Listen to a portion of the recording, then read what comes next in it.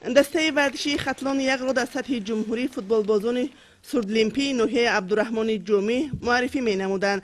در ناحیه این دسته ورزشی فعالیتی نظررس داشته دوستداران بازی فوتبال پیوسته میونی هم بازی های دوستانه را دایر می نمایند. مشق و تمرین های دائمی امکان داد که در مسابقه جمهوریوی اوید به فوتزال شرکت نمایند. در میدان ورزشی اشتراکداران تلاش بر آن می نمودند که هرچی بیشتر توپ را به دروازه حریف وارد نمایند.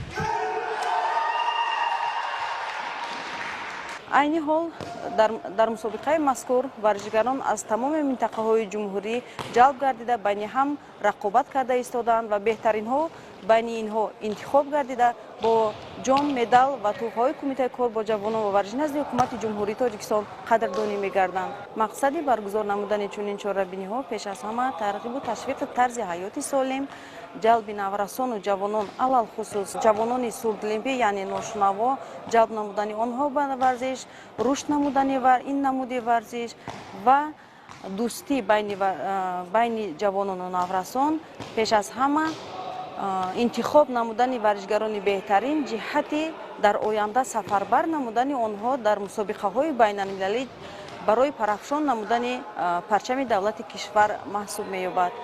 شخصان امکاناتشان محدود تحت غمخواری های حکومت جمهوری قرار داشته آنها در چهاربینی های گوناگون شرکت می نمایند. کمیته جوانان و ورزش دستگیری کرد ناشنوایان را 2022 سال مانا دستگیری کرده بود با نمود گوشتینگ جودو بسیار نمودهای ورزش بود. بعد درباره نمود 2024 گوشتینگ را برآمد کرده بودن بچه‌ها با حکومت ما ضعیفکت دادگی بودیم 2024 مانا با ورزش فوتبال دستگیری کردند. از طرف خطلون کلو اومدند و از دوشنبه یک و دوشنبه دو همین مسابقه رو ما گذرانده استیم. ناشنوایان ورزششون رو زیاد میکنیم. با حکومت و کمیته جوانان دستگیری ما ناشنوایان کرد. ما منتداری کلان داریم که همه ناشنوا خرسند است. رفت مسابقه ورزشی نشان داد که فوتبالبازان دسته خطلون یک برتری بیشتری را صاحب می‌گردند. فوتبالبازان دسته خطلون یک بدی غالبیت را به دست آوردند. بر ورزشگران خطلون دو امکان پیدا نمودند که با دیگر دسته‌های ورزشی سبقت نمایند.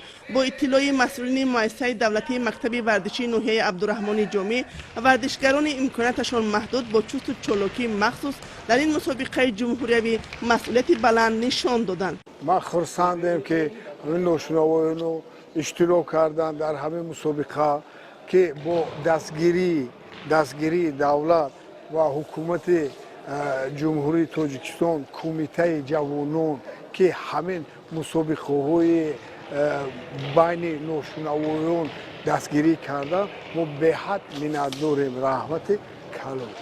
میخواهیم که دیگر جوانای ناشنوایی که در منطقه‌های دور هستند با ما بیایند در همینجا اشتراک کنند با مسابقه‌های ورزشی فوتبال.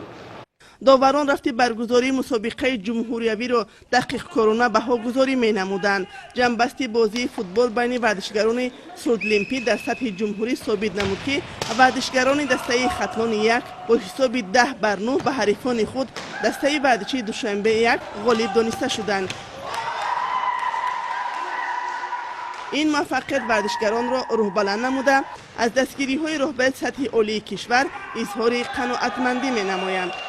منتظر داریم از پرزیدنت جمهوری امام علی رحمان و همه ناشنوایان را تبریک میکنیم. روشی بازی که در بازیگرای بسیار بودن به حد بچه‌های خوب بودن هستند که بچه‌ها بای دادن دوم جای هم گرفتن.